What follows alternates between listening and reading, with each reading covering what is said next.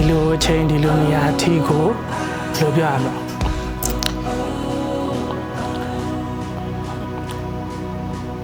ကျွန်တော်နားလည်ပေးခဲ့တယ်သိခံပေးခဲ့တယ်ဒီရှေ့ဆက်ဖို့အတွက်အဲ့လိုအားအင်းနေပေးခဲ့တယ်ဗောနော်ဒါ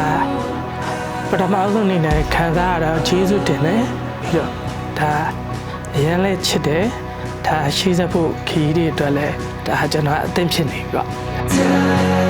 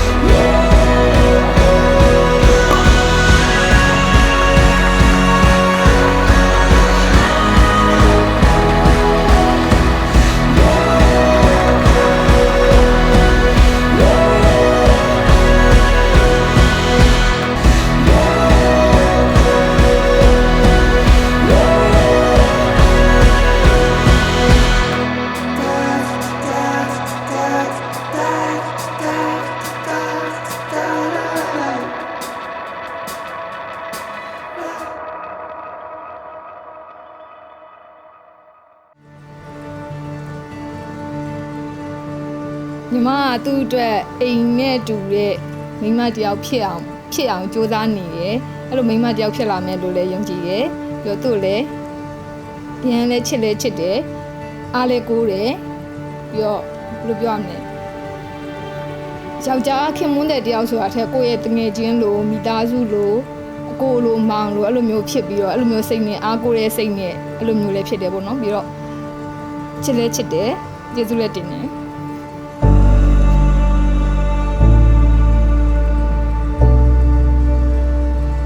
ဒါဆက်ပြီးတော့အပြန်လန်တရားကိုတရားနားလည်မှုနဲ့ယုံကြည်မှုနဲ့တရားကိုတရားအပြန်လန်ဖေးမပြီးတော့ဒီဘဝတစ်လျှောက်လုံးပေါ့နော်အတူတူရှိပါမယ်လက်တွဲသားမယ်ဘယ်တော့မှ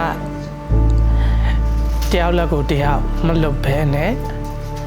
ဒါအပြန်လန်နားလည်မှုတွေယုံကြည်မှုတွေနဲ့ရှေ့ဆက်သွားဖို့ပဲကျွန်တော်